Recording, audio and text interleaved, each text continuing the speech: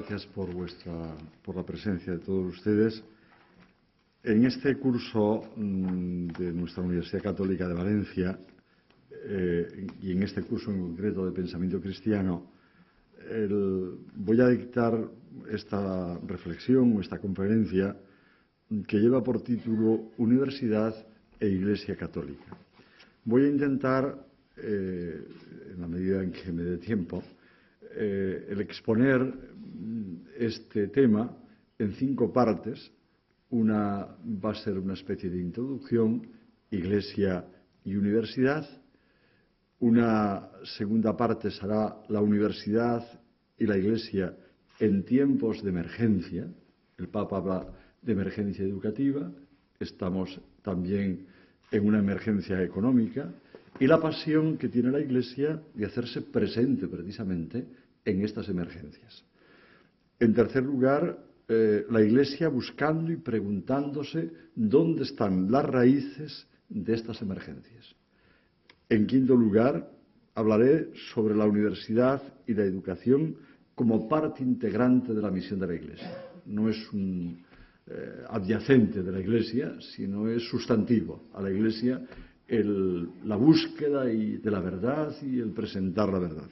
Y la quinta parte, si es que nos da tiempo, yo hablaría sobre qué profesores o maestros necesitamos en todos los tiempos, pero especialmente en tiempos de emergencia.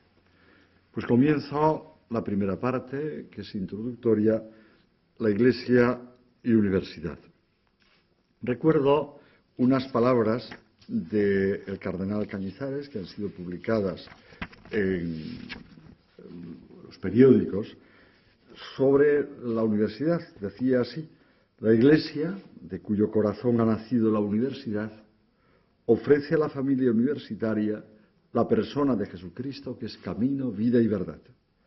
Quienes integran la universidad pueden descubrir en Jesucristo la verdad plena sobre sí mismos, sobre el mundo y sobre Dios. En él se nos ofrece la respuesta a los interrogantes más profundos que acucian a los hombres y a los enigmas más vivos donde se juega su futuro, su suerte, su liberación y su dicha. Los cristianos en la universidad son testigos y buscadores de esta verdad. No prescinden de ella en el campus universitario, sino que desde ella afrontan todo su quehacer, van a la universidad con pasión por la verdad y la sirven. Y esto es válido para todos los cristianos, estén en la universidad que fuere, pero naturalmente tiene una fuerza especial y más significativa para nosotros en la Universidad Católica. Dar testimonio, por tanto, de la verdad y llegar a la verdad del hombre, comprender las realidades temporales a la luz del misterio divino encarnado, el ámbito de acción entre Iglesia y la universidad no puede ser más rico, más profundo, más prometedor y más abierto. Pero ciertamente no podemos olvidar que en la sociedad de hoy ese diálogo hay que hacerlo en el atrio de los gentiles, que decía el Papa Benedicto XVI en el discurso de felicitación de la Navidad a la Curia en el año 2009, y que representa bien ese diálogo entre fe y cultura en un mundo para el que el misterio no es aún algo explícito, sino solo un atisbo interior. Decía el Papa en ese discurso estas palabras que yo quiero entregaros ya en el inicio de esta reflexión. Debemos cuidar que el hombre no deje de lado la cuestión de Dios como pregunta esencial de su existencia. Debemos procurar que acepte esta pregunta y la nostalgia que tras ella se esconde. Recuerdo una palabra que Jesús recoge del profeta Isaías cuando dijo que el templo debía ser una casa de oración para todos los pueblos. Pensaba que decimos casa de oración para todas las naciones, lo cual libera de actividades exteriores para dejar espacio libre para los paganos que quieren orar a su Dios único allí mismo, aunque no puedan participar en el misterio, el cual estaba reservado a la parte más interior del templo. Un espacio de oración para todos los pueblos, personas que solo conocen a Dios.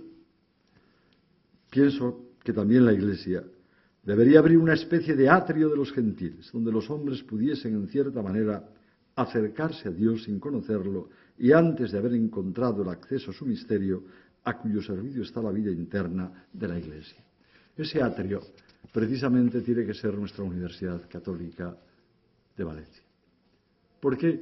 Porque a la universidad, o para acceder a la universidad, a los alumnos no se les pide ningún carnet de ningún tipo, pero sí se les pide a los profesores que están allí. Sí se les pide. Esto es esencial y es constitutivo de la propia universidad. No solamente el saber, que deben de saber, como el que más, pero deben de creer también como el que más. Los católicos hemos de llevar hasta la universidad ese atrio. En el templo del saber, como algunos la llaman, debe haber una apertura al misterio. Y solo será posible si hay alguien que lo testimonie, quien lo defienda y quien lo proclame. Recordad aquellas palabras del apóstol San Pablo: ay de mí si no anuncio el Evangelio. E insistía en que dicha proclamación había de hacerse oportuna e inoportunamente en la caridad. La caridad intelectual hemos de ejercerla proclamando sin cesar la verdad del hombre revelada en Cristo, lo cual no puede conseguirse sin valentía. Y digo una palabra que antes el profesor don Javier Romero decía también, ¿no? Sin la decisión y el trabajo constante de todos cuantos tenemos la dicha de poder contemplar la realidad con las dos alas con las que el espíritu se eleva hacia Dios, la fe y la razón. Sería tremendo que nos sucediera un día que tuviéramos que escuchar un reproche como el de aquella comunidad de Éfeso que le decía a San Pablo que ni siquiera habían oído hablar del Espíritu Santo. Habrá quien nos pueda echar en cara que buscaba conocer la verdad y nadie salió a ese atrio de los gentiles, que es la universidad, para proclamársela. Y esto es válido para los profesores universitarios cristianos que están en las universidades que han nacido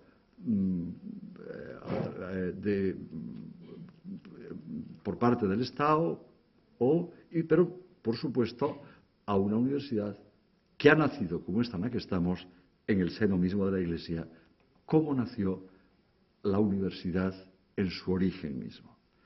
Tampoco hay que ser ingenuos, desde luego, y pensar que todos nuestros contemporáneos están buscando la verdad. Hay muchos que la rechazan. Y muchos también que buscan anular cualquier atisbo o chispa de la misma en la universidad. Siguen también en nuestras universidades las decisiones que buscan echar cualquier signo relacionado con la fe cristiana de su recinto. Se cierran capillas, muchas veces no solo desde la impunidad, sino desde el silencio y la indiferencia de muchos católicos que deberían al menos defender la presencia de la fe en un ámbito en que le es perfectamente natural estar. Porque no es que sea plenamente universitaria una capilla, sino que, como he dicho anteriormente, la universidad nació a la sombra de las catedrales europeas. Por eso, la relación entre Iglesia y universidad me permite hacer ya desde el principio una llamada a todos los que somos Iglesia para que esta presencia responda también a un compromiso y a una colaboración. No somos pocos, aunque seguro menos de los que nos gustaría ser, pero no podemos actuar aislados. Si la proclamación de la fe sin complejos es una exigencia, no lo es menos la coordinación, la cooperación, el apoyo, la ayuda mutua. La Iglesia como institución ha de estar también presente a través de las capellanías y de la organización de actividades en las que se dé un auténtico foro de diálogo entre fe y cultura. La auténtica laicidad, y eso ya es un resultado del ejercicio de una razón ampliada, pasa por la defensa de los signos y los símbolos propios de la fe en el espacio también universitario. Por eso os decía antes que hay que cuidar que el hombre no deje de lado la cuestión de Dios.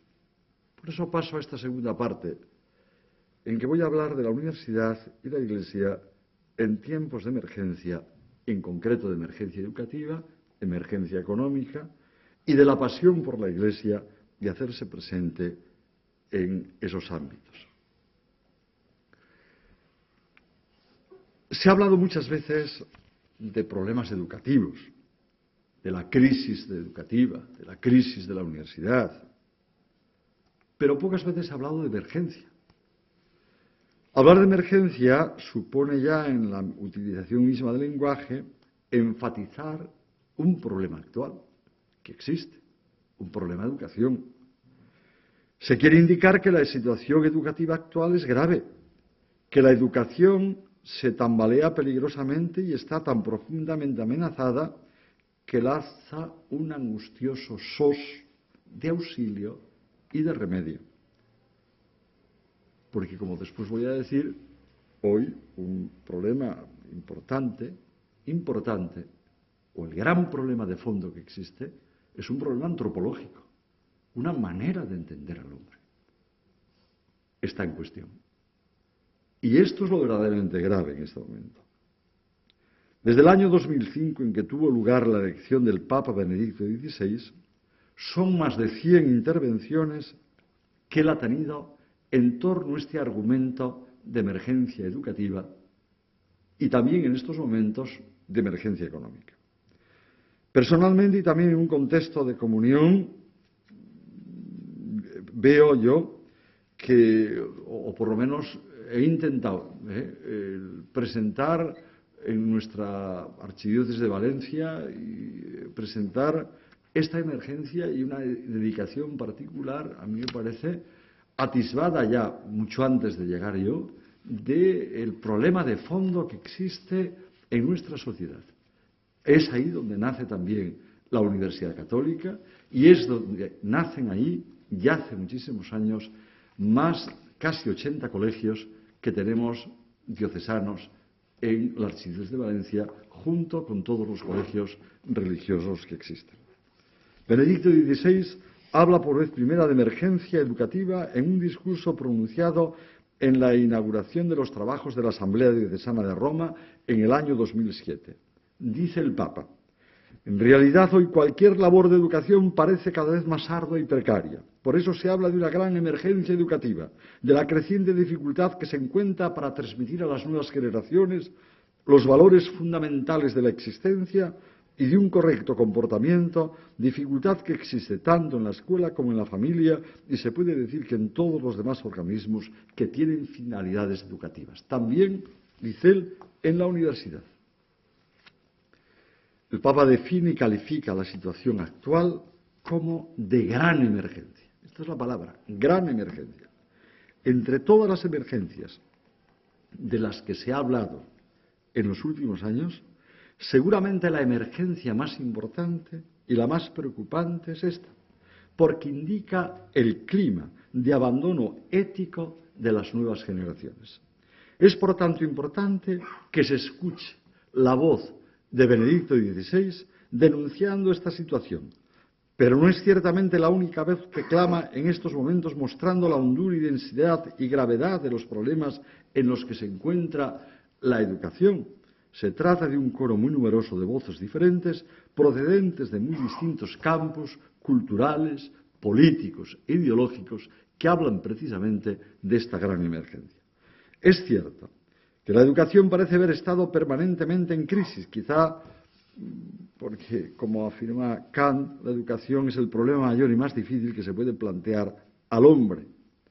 Rousseau, en el Emilio, denunciaba, con palabras exactas de él, a pesar de tantos escritos que, según dicen, tienen como finalidad la utilidad pública, la primera utilidad, que es el arte de formar a los hombres, todavía permanece olvidada. Y esta es una cuestión fundamental, no solamente en el mundo, en el entorno de Occidente, sino en España. Esta es la cuestión fundamental. Ha sido permanente esta cuestión fundamental y no se ha sabido resolver, con todas las consecuencias que esto para nosotros tiene. La educación está enferma. Tomando el símil que se sigue en el ámbito clínico, observa ante todo los síntomas de la enfermedad: fallos en el diseño, en el ordenamiento, bajo nivel de conocimientos, alto índice de fracaso, falta de autoridad y respeto, malestar en las aulas, poca colaboración de las familias. Tras los síntomas hay que señalar el diagnóstico, describiendo un conjunto de enfermedades presentes en la educación actual y también en la educación universitaria. Confianza ingenua en el buen desarrollo espontáneo de la persona, disminución de la autoridad educativa, ambiente de facilidad, de dispersión en el estilo de vida, poca exigencia a veces en los estudios, desprestigio de los medios didácticos tradicionales, afán por los métodos activos y globales, disfunciones en el sistema educativo, indisciplina, desorden, violencia, principios pedagógicos inadecuados, a veces una gran desmotivación de profesores, promoción automática de un curso a otro de los alumnos. Hay una politización del debate sobre educación, que esto es grave. Es posible no estar de acuerdo con estos juicios y apreciaciones, pero hay que reconocer que existe una sensación de confusión y desorientación generalizada, de falta de criterios respecto a lo que hay que enseñar, a lo que hay que transmitir y lo que hay que corregir.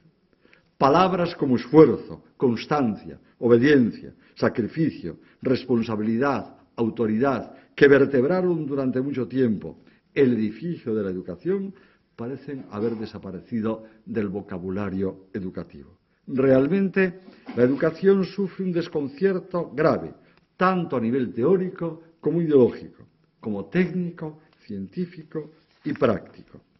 Verdaderamente, la educación está en peligro y urge repensarla en profundidad, analizando las manifestaciones de la crisis como sus más hondas raíces y las dificultades que ésta tiene. Esta es la tarea emprendida por el Papa Benedicto XVI, especialmente en estos últimos años. El Papa Benedicto XVI se refiere también de forma expresa en sus intervenciones a muchas de estas manifestaciones. Él habla de fracasos formativos, comportamientos reprobables, ruptura entre generaciones, renuncia por parte de educadores al cumplimiento de su misión, una atmósfera cultural que duda del valor de la persona y del significado mismo del bien y de la verdad, falta de certezas y convicciones, y algunos de estos signos tienen unas raíces antropológicas y culturales muy hondas.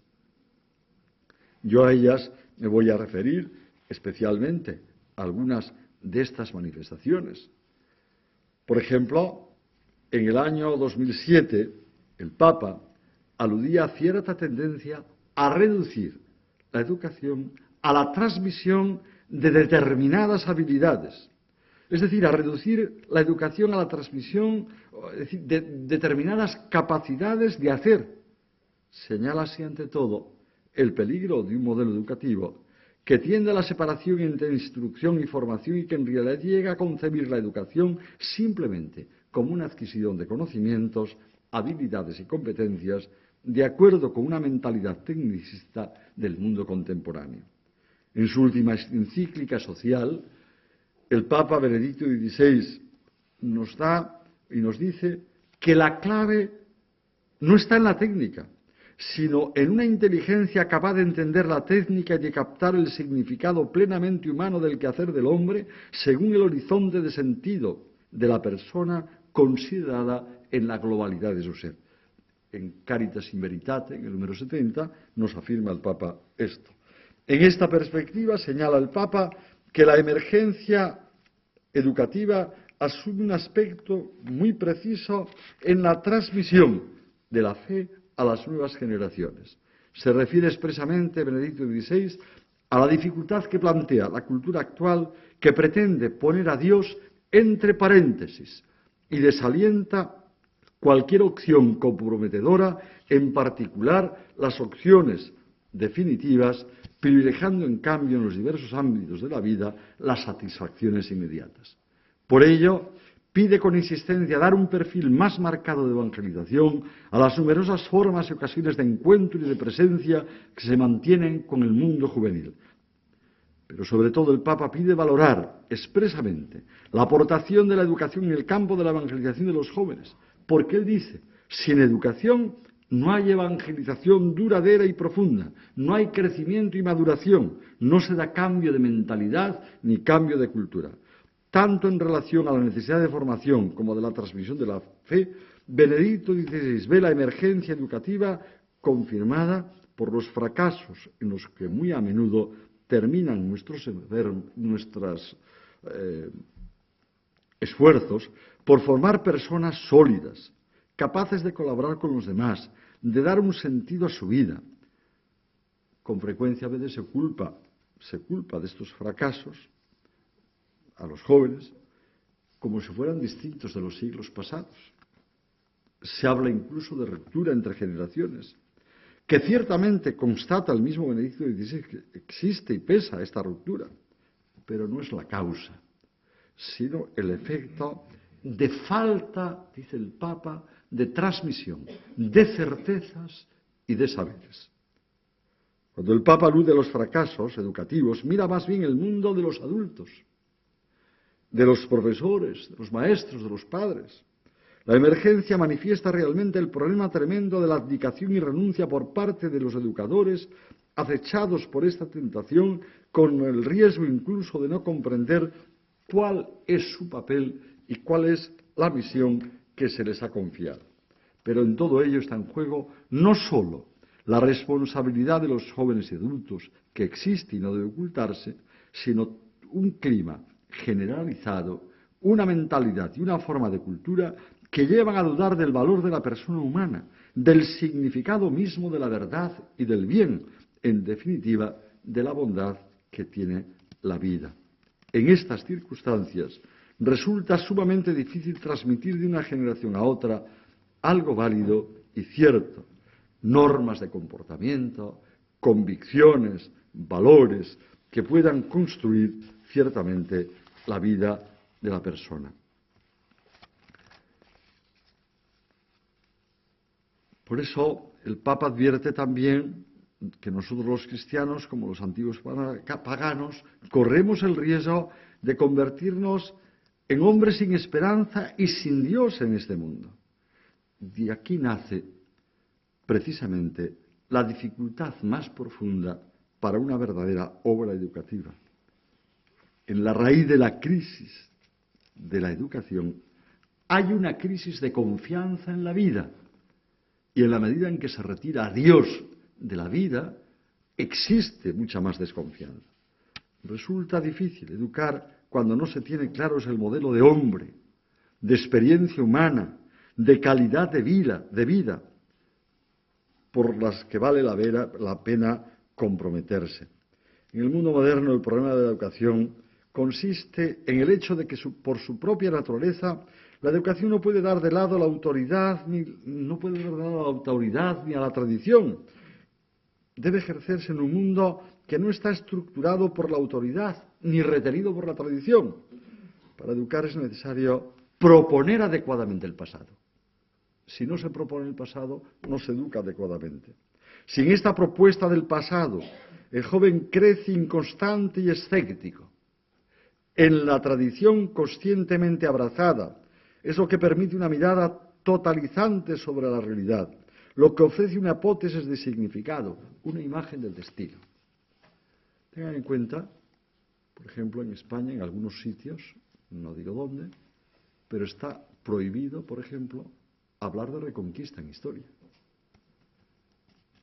El profesor tiene que hablar, no puede utilizar esta palabra. Tiene que utilizar tierras ocupadas.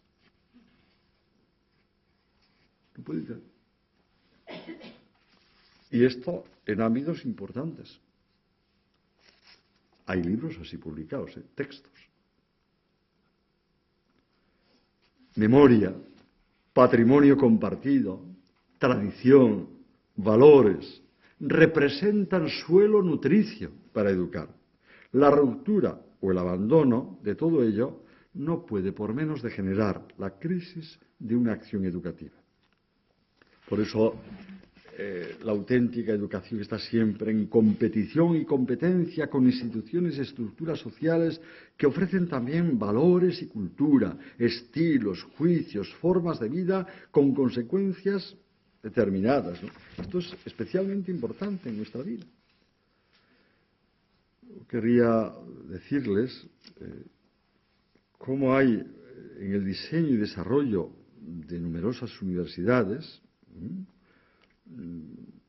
a pesar de la diversidad, hay una ausencia de referencias a lo trascendente, a lo que de verdad importa al hombre, al bien y el mal, a la felicidad y el destino, a Dios. Esta privación afecta tanto al ámbito material como al curricular. Por otra parte, en muchas universidades que nacieron con capilla, como les decía antes, incorporada en su proyecto arquitectónico, este espacio sagrado o se ha convertido para otros usos o está ignorado e incluso expuesto a profanaciones cuando continúa en uso. La teología, que fue disciplina troncal, ha desaparecido mucho de este escenario. Y hay que tener cuidado, porque sin darnos cuenta, nosotros no somos extraños, aunque estemos en una universidad católica, no somos extraños a este entorno cultural que nos llega. El rechazo a la presencia de lo trascendente tiene básicamente dos manifestaciones: una indiferencia total o un hostigamiento manifiesto. En otras palabras, hemos hecho a veces ecosistemas ateos. La oposición frontal a la instalación, como les decía antes, de un cruceiro, ¿no? Pues es una manifestación, pero este es un problema antropológico, ¿no? Indiferencia, miedo, hostilidad hacia Dios en la universidad. ¿Por qué? El tema es complejo, imposible de tratar aquí con profundidad requerida. Sin embargo, yo creo que aquí hay que mostrar que una de las raíces que más han contribuido a convertir esos espacios de formación en sistemas donde apenas queda oxígeno para tratar sobre temas trascendentes es un problema fundamentalmente antropológico, de concepción de la persona humana. ¿Qué es el hombre? ¿Qué es la mujer? ¿Cuál es el constitutivo de la persona humana? Esta es la cuestión. Hay numerosas y precisas respuestas clásicas en la filosofía. Sin embargo, esas definiciones probablemente signifiquen muy poco o nada para algunos hoy. Y esto hay que tenerlo en cuenta. La universidad tiene que ser un lugar y un campo ciertamente de reflexión. El 22 de octubre del año 2011, el Papa Benedicto XVI habló ante los miembros del Parlamento Federal Alemán en Berlín. El párrafo que copio a continuación es textual y está seleccionado de aquel discurso. Decía el Papa, entre otras cosas, esto: la importancia de la ecología es hoy indiscutible. Debemos escuchar el lenguaje de la naturaleza y responder a él coherentemente. Sin embargo, quisiera afrontar todavía seriamente un punto que tanto y con mayor se ha olvidado demasiado. Existe también la ecología del hombre. También el hombre posee una naturaleza que él debe respetar y que no puede manipular a su antojo arbitrariamente. El hombre no es solamente una libertad que él se crea por sí solo. El hombre no se crea a sí mismo. Es espíritu y voluntad, pero también naturaleza. Y su voluntad es justa cuando escucha la naturaleza, la respeta y cuando se acepta como lo que es y no se ha creado a sí mismo. Así, y sólo de esta manera, se realiza la verdadera libertad humana. Cada hombre, hoy, el escenario actual se cambia fácilmente, ¿no? Cada hombre y cada mujer pueden definirse, por lo tanto, por otros sistemas, ¿no? Porque la ecología, si se abandona lo que es la ecología humana, que hay, como dice el Papa, hay que respetarla, si se abandonan esos criterios, yo puedo afrontar las cosas de otra manera totalmente distinta y adversa, ¿no? Esto, claro, en una universidad donde estamos formando jóvenes, ¿no? En distintos aspectos, a mí me parece que es muy importante tener algunos datos, ¿no? Que yo creo que son importantes.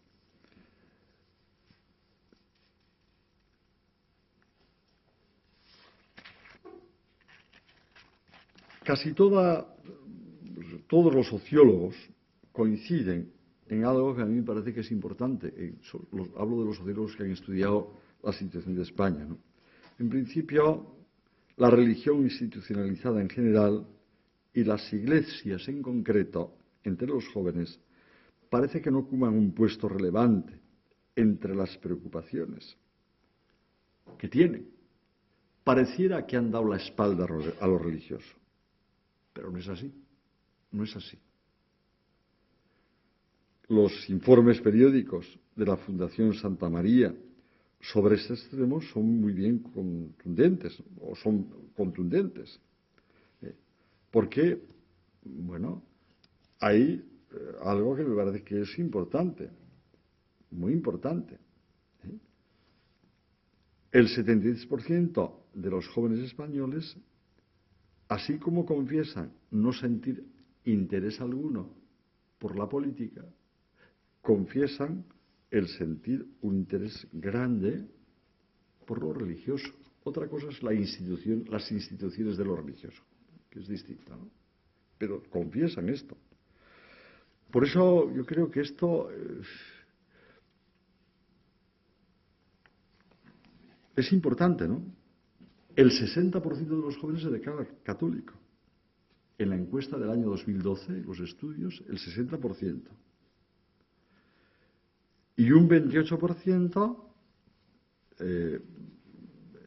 cree en algo. Porque queda un tanto por ciento. Esto otra cosa es las consecuencias que esto tenga. Pero son encuestas que a mí me parece que son importantes, ¿no? Son importantes.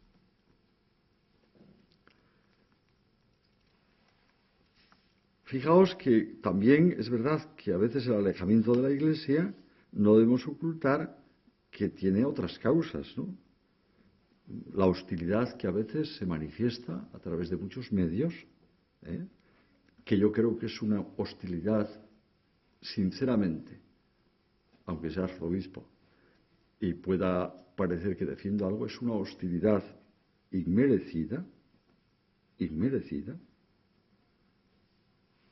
pero esto se ha pasado al ámbito de los jóvenes. Si de España desapareciese en estos momentos solamente Cáritas, que es parte esencial de la misión de un obispo, porque la gente no se cree que Cáritas depende directamente, es de la mano derecha del obispo. Se cree que es una organización paralela, que está por ahí, que no tiene nada que ver. Es lo más esencial del obispo. De tal manera que no se decide absolutamente nada sin que lo sepa el obispo. Y si se decide, habrá que tomar las consecuencias. Es decir, es la mano derecha, es el ejercicio del amor del Señor a los hombres. Si desapareciese Cáritas en estos momentos de España, bueno, no sé qué sería. Esto los jóvenes no lo saben. Y esto es muy serio. Se encargan algunos de que no lo sepan. Y esto se traduce en una caricatura de una institución oscurantista, aferrada al pasado, represora, que siempre tiene el no en la boca, es una fuente de prohibiciones, una fuente de escándalos. Claro, sin embargo, es verdad que el Papa Juan Pablo II, el Beato Juan Pablo II, escribió en uno de sus libros que la característica esencial de la juventud, la tarea que le ha dado la providencia, es buscar respuestas a los interrogantes fundamentales. Por eso, él dice, cada educador debe conocer bien esta característica que tienen los jóvenes y debe saberla reconocer. Los jóvenes tienen necesidad de un guía y quieren tenerlo muy cerca. Si recurren a personas en autoridad, lo hacen porque los suponen ricas en calor humano y capacidad de andar con ellos por los caminos que están siguiendo. En el fondo, el Beato Juan Pablo II ponía aquí el dedo en la llaga.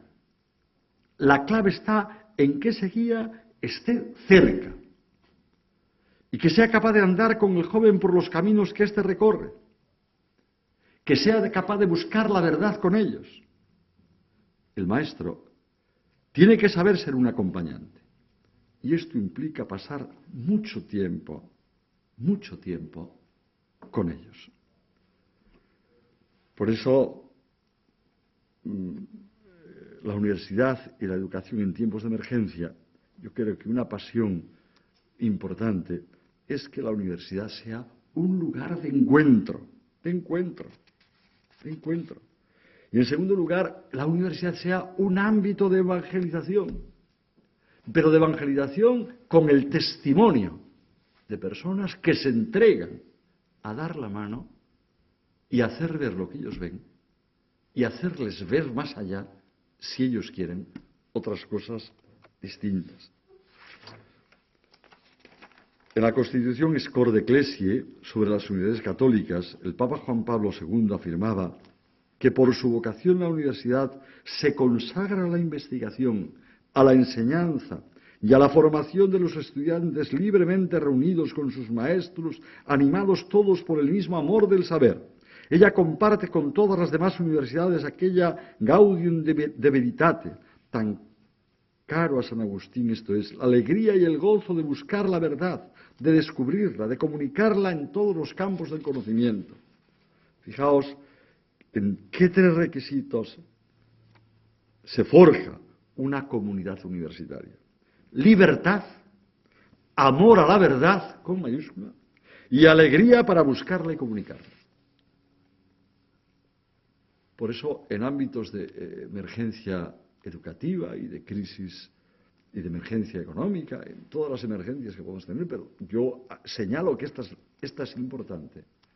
La presencia en el ámbito universitario de cristianos es esencial.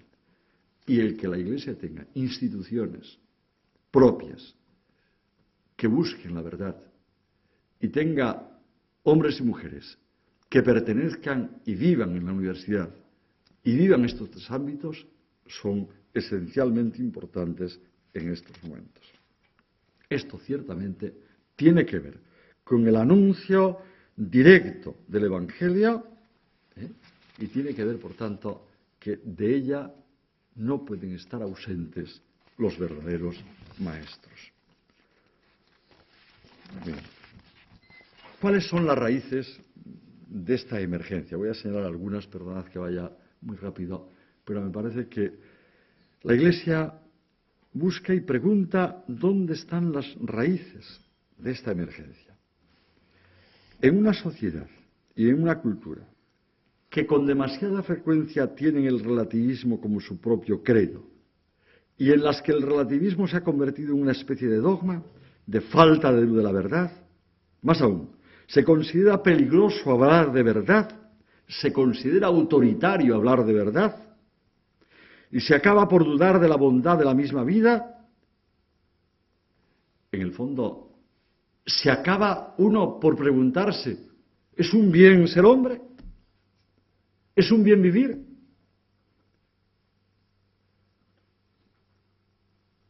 En una sociedad en que prevalecen la insatisfacción y el vacío existencial, que se pierde el sentido del creer, de amar y de esperar, que ha consumado la ruptura de los vínculos más sagrados y más dignos, en las que las personas se han instalado, como la fragilidad, la precariedad de relaciones, la desconfianza, ¿cómo proponer a los jóvenes y transmitir de generación en generación algo válido y cierto? Reglas de vida, un auténtico sentido, objetivos convincentes para la existencia humana. Hay que reconocer lealmente que la crisis de verdad, enraizada en una profunda crisis de fe, hace más inviable la educación. Por eso es importante que el ser humano apueste o tenga una mirada puesta en el futuro. Una mirada puesta en el futuro. Los sociólogos dicen que el siglo XX creyó en las utopías y que el siglo XXI que acabamos de empezar es descreído, es cínico, y es superficial. Porque no solo desaparece la esperanza en Dios, sino también desaparece, precisamente porque desaparece de Dios, desaparece la esperanza del hombre en sí mismo. Este ensobrecimiento y esta desconfianza, que está hoy en la raíz de lo humano, nutren la crisis también en el campo educativo y en la universidad. Consciente de esta gravedad, el Papa exhorta a un compromiso convergente de gran alcance para afrontar en los diversos niveles y también en la universidad la emergencia, inspirándonos constantemente en el criterio del carácter central que tiene la persona humana. Y esto es fundamental, ¿entendéis? Es decir, por eso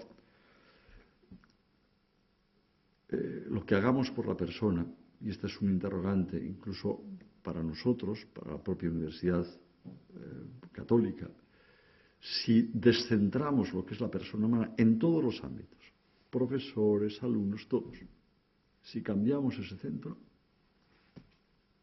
seguimos en la emergencia. Otra raíz está en una sociedad, decía antes, donde el relativismo es un credo, naturalmente que hay crisis. En una sociedad donde la crisis de verdad está enraizada en una profunda crisis de fe, pues claro. En un falso también, otra raíz es un falso concepto de autonomía del hombre. Una raíz esencial consiste, a mí parecer, en un falso concepto de autonomía del hombre. La primera raíz de la emergencia educativa se encuentra, según la reflexión del Papa Benedicto XVI, en este falso concepto de autonomía. Esa falsa concepción la ve expresada en el pensamiento y las actitudes pedagógicas que propugnan que el hombre debería desarrollarse solo por sí mismo, sin imposiciones de otros. Es decir, padres y maestros, educadores, pueden asistir al autodesarrollo del niño, pero no entrar en él, ya desde niños y menos de mayores. En el fondo, dice el Papa, de esta manera se intenta prescindir de algo esencial para la persona humana, como es el hecho de que llega a ser ella misma solo a partir de otro. El yo llega a ser el mismo solo a partir del tú y del vosotros. Está creado para el diálogo, para la comunión sincrónica y diacrónica, y solo en el encuentro con el tú y el nosotros se abre el yo a sí mismo. Por eso los jóvenes, cuando esto no se presenta así, quedan prisioneros de sus gustos, de sus instintos, de sus carentes de criterios, de referencias, de convicciones, esclavos del consumismo, a merced de las ideas dominantes, a merced quizá de la primera noticia que llega a su corazón.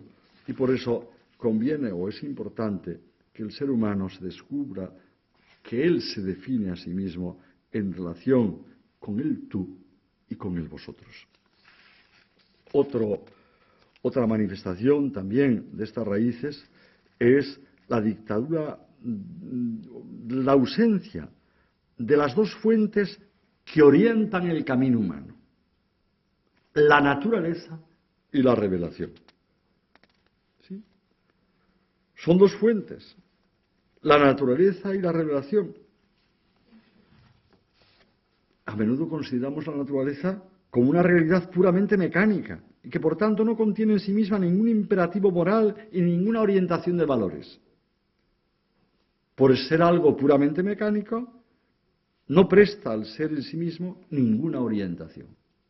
Partir de esto es tremendo. En cuanto a la revelación, el Papa señala que actualmente se considera simplemente como una fase, la revelación del desarrollo histórico y cultural, que no incluye tampoco contenidos orientadores para la vida y la acción de los hombres en el momento presente. Son simplemente motivaciones de otro tiempo. Excluidas y silenciadas estas dos fuentes, naturaleza y revelación, el Papa dice que queda reducida la vida a un conglomerado de decisiones culturales, ocasionales, arbitrarias, políticas que en modo alguno valen para el presente y para el futuro. Pues bien, el relativista juzga ingenuo pensar que se pueda observar el mundo y la historia neutralmente, porque toda visión está precedida por una ideología. Pero en el fondo el problema del relativismo radica en la persuasión de que no hay verdad, o que todas las verdades son equivalentes, es decir, el todo vale. Es esto lo que hiere de muerte la escuela, la familia, las instituciones sociales. Si todo tiene el mismo valor, nada merece ya la pena, no merece dar la vida por algo.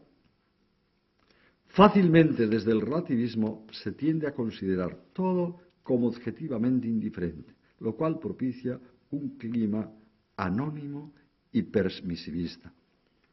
Educativamente, se necesitaría quizá mayor perspicacia para percibir que este vacío moral en el que desemboca el relativismo conduce también al vacío y a la disolución de la persona humana. A mí me parece que esto es especialmente importante. El pensamiento del Papa Benedicto XVI es muy claro en este sentido.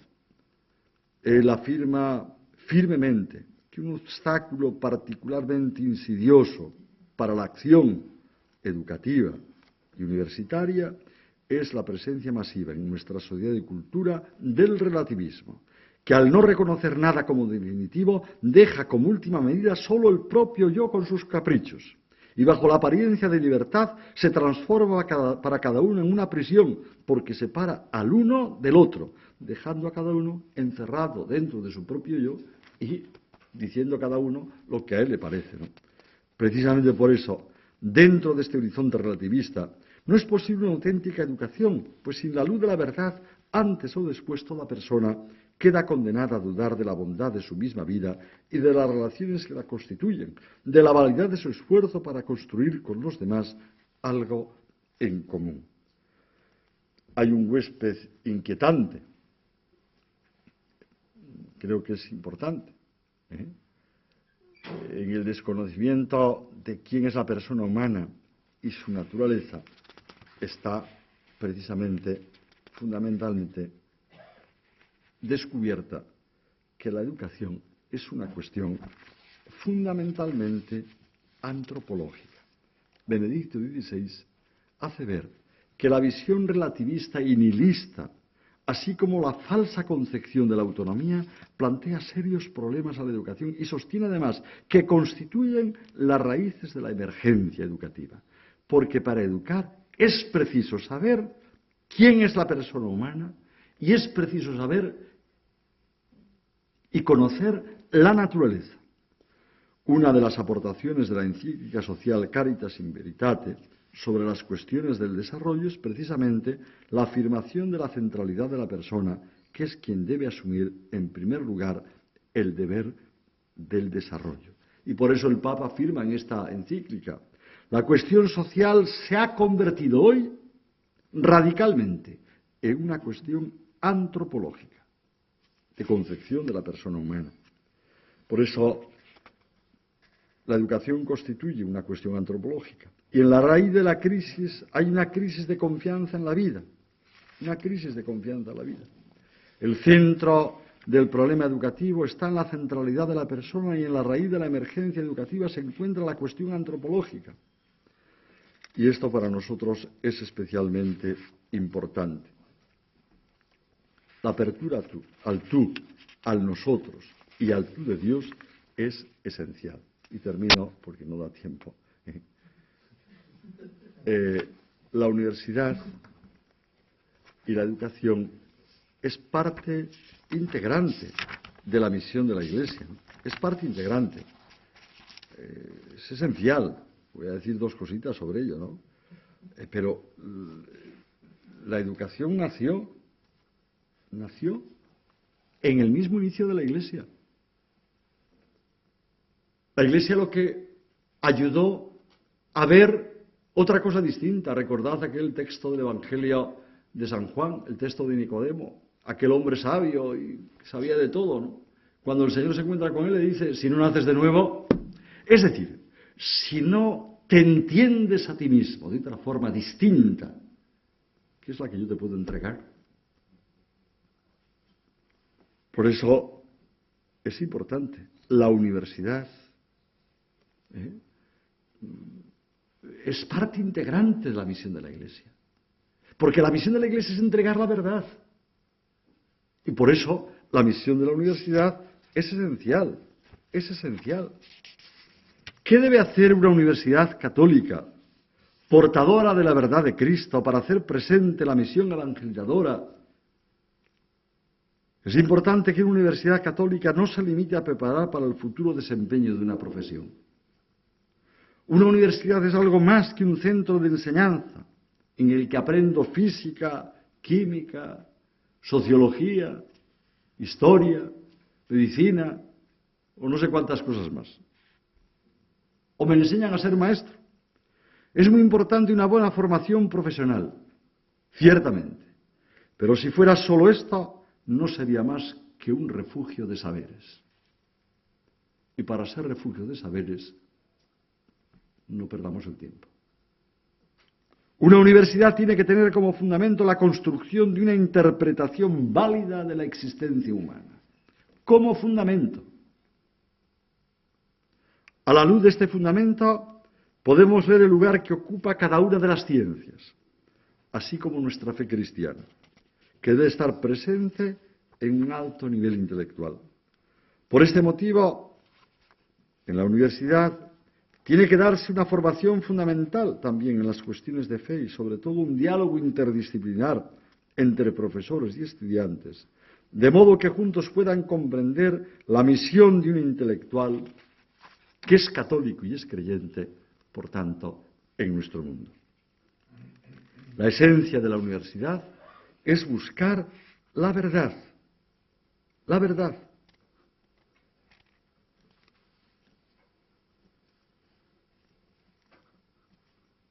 La universidad originalmente nació como un lugar donde la inteligencia, la razón y la ciencia eran ejercidos al máximo de su potencialidad.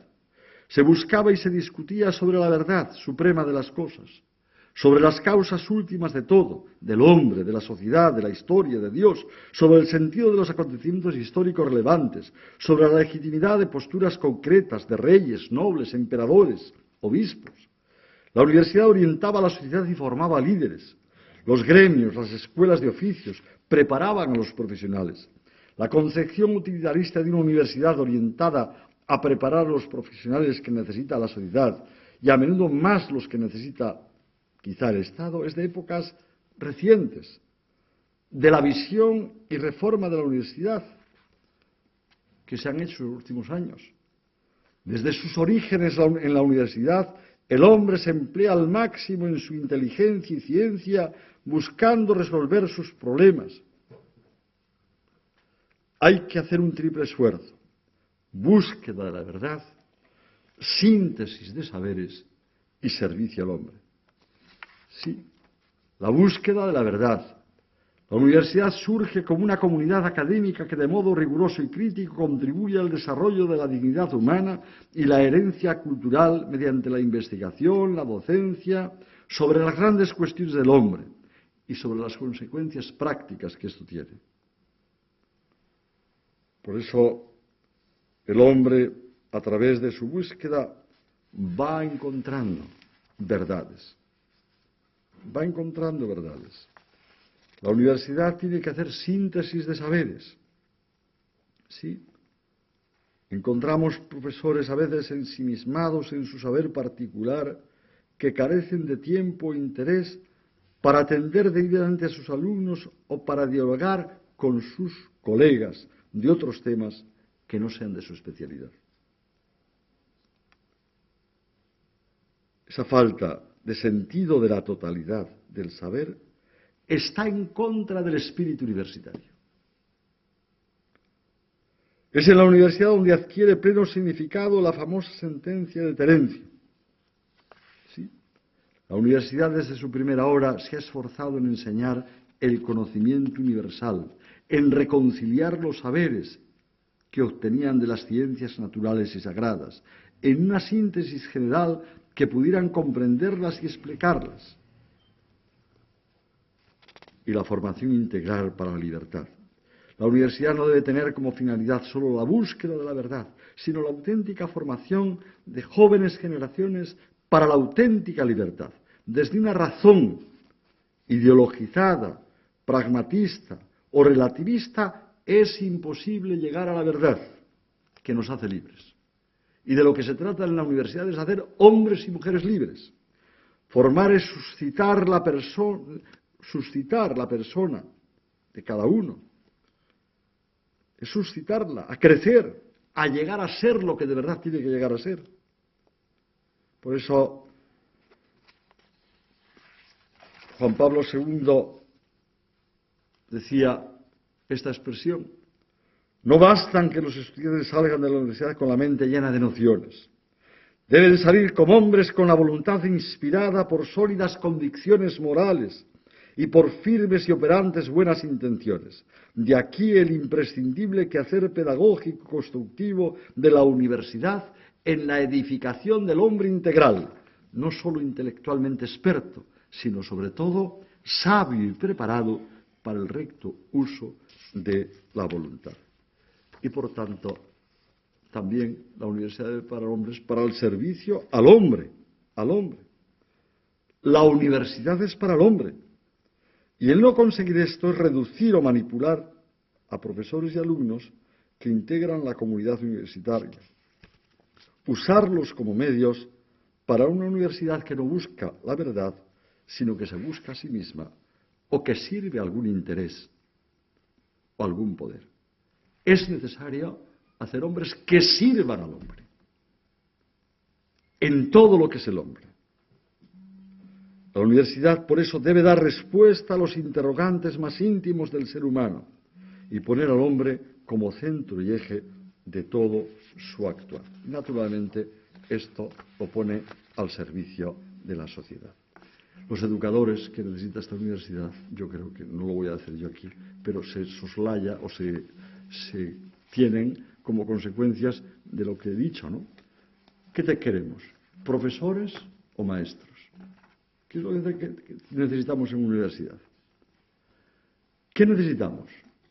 Pues, por supuesto, maestros que no caigan en la tentación de abdicar por las dificultades que hoy puedan existir, en maestros que recuperen su auténtica autoridad,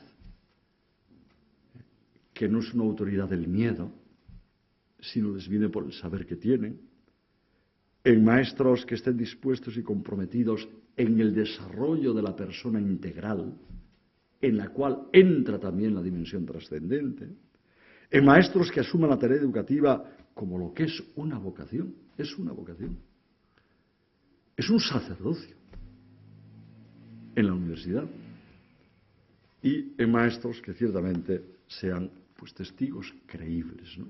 Porque claro, si decimos una cosa y con los alumnos hacemos otra cosa, o ven que hacemos otras cosas distintas o diferentes a las que nosotros anunciamos, pues eso tiene, en cualquier sitio, para cualquier profesor, eso tiene un eco muy grande, pero ciertamente en una universidad católica tiene más eco, porque no solamente ya es el profesor a nivel personal el que lo hace, sino es la comunidad entera lo que tiene que manifestarlo. Perdonad, pero muchas gracias.